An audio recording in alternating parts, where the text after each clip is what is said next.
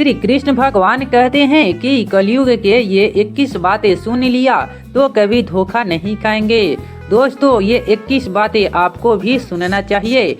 Number 1, धर्म की हानि और अधर्म का उत्थान। श्री कृष्ण बोले, कलयुग में धर्म का पालन करने वालों की संख्या कम हो जाएगी। अधर्म और पाखंड को लोग सत्य समझने लगेंगे। नंबर 2, मूल्यहीन संबंध। रिश्ते स्वार्थ पर आधारित होंगे। माता पिता, संतान और पति पत्नी के बीच का प्रेम केवल स्वार्थ के लिए होगा। नंबर 3, अतिरिक्त लोभ और लालच। लोग धन, पद और संपत्ति के पीछे इतने पागल हो जाएंगे कि उन्हें सही गलत का भान नहीं रहेगा। दोस्तों, आगे 4 नंबर जानने से पहले चैनल को सब्सक्राइब जरूर कीजिएगा। न्याय का विकृति स्वरूप। न्याय बिक जाएगा। अमीर लोग अपना काम आसानी से निकलवा लेंगे और गरीबों को न्याय के लिए भटकना पड़ेगा। नंबर 5, भक्ति का दिखावा।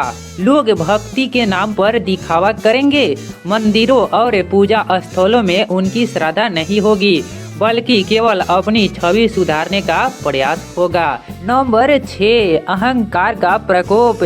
मनुष्य अहंकार में इतना डूब जाएगा कि उसे अपने से छोटा हर व्यक्ति तुच्छ लगने लगेगा। नंबर 7, ज्ञान की विकृति।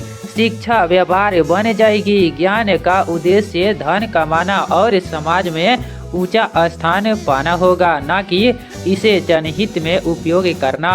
नंबर 8, भ्रष्टाचार का साम्राज्य। हर क्षेत्र में भ्रष्टाचार होगा। ईमानदारी को लोग मूर्खता समझेंगे। नंबर 9, नारी का अपमान। स्त्रियों का आदर कम होगा। उन्हें वस्तु की तरह देखा जाएगा और उनके सम्मान की रक्षा करना दुर्लभ हो जाएगा। नंबर 10, सच्चे मित्रों का अभाव। सच्चे मित्र मिलना कठिन होगा। लोग मित्रता में भी स्वार्थ खोजेंगे। नंबर 11, प्रकृति का दोहन। मनुष्य अपने लोभ के कारण प्रकृति का विनाश करेगा। जलवायु और भूमि का संतुलन बिगड़ जाएगा। नंबर 12, आयु और स्वास्थ्य में कमी। लोग अस्वस्थ जीवन शैली अपनाएंगे और बीमारियां बढ़ेगी। जीवन का औसत समय भी कम हो जाएगा। नंबर 13, सद्गुरु का अभाव। सच्चे गुरु मिलना कठिन होगा। लोग अस्वघोषित संतों के जाल में फंसेंगे। नंबर 14, न्यायप्रिय राजा का अभाव। शासक प्रजा का भला करने के बजाय अपने लाभ और सत्ता में रुचि रखेंगे।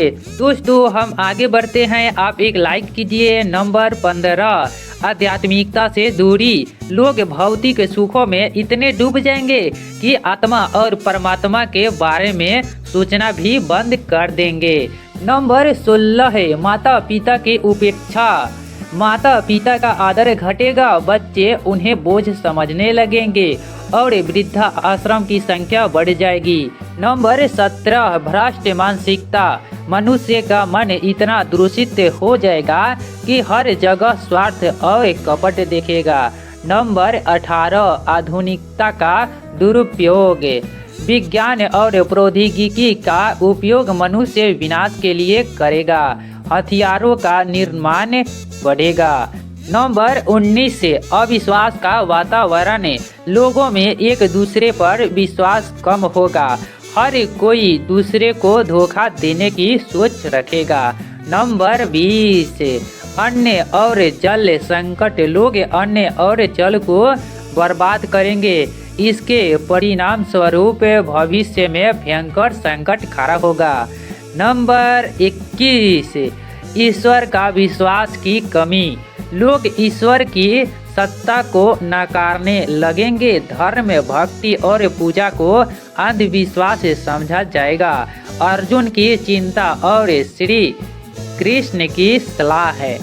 यह सब सुनकर अर्जुन के मन में चिंता उत्पन्न हुई। उन्होंने कहा, हे माधव, क्या इन संकटों से बचने का कोई उपाय नहीं है? श्री कृष्ण ने कहा, पार्थ, उपाय है। यदि मनुष्य कलयुग के इन संकेतों को पहचान कर अपने जीवन में सत्य, अहिंसा, करुणा और भक्ति को स्थान देगा तो वह इन विपत्तियों से बच सकता है। धर्म और सत्कर्म का पालन करो, न केवल अपने लाभ की सोचो बल्कि दूसरों की भलाई के लिए कार्य करो, यही तुम्हारी रक्षा करेगा। श्री कृष्ण की इन बातों ने अर्जुन के मन में आत्मविश्वास उत्पन्न किया। उन्होंने प्रणय किया कि वे सदैव धर्म के मार्ग पर चलेंगे और दूसरों को भी इसके लिए प्रेरित करेंगे। यह कहानी हमें बताती है कि कलयुग के कठिन समय में भी यदि हम श्री कृष्ण के बताए मार्ग पर चलेंगे तो सच्चाई और धर्म की रक्षा संभव है। दोस्तों, अगर आपको ये कहानी अच्छा लगा हो तो प्लीज़ लाइक, शेयर, कमेंट करना ना भूले। आगे कैसा कहानी चाहिए वो भी बताइएगा। तक के लिए बाय। दोस्तों, एक लाइक तो जरूर करके जाना प्लीज।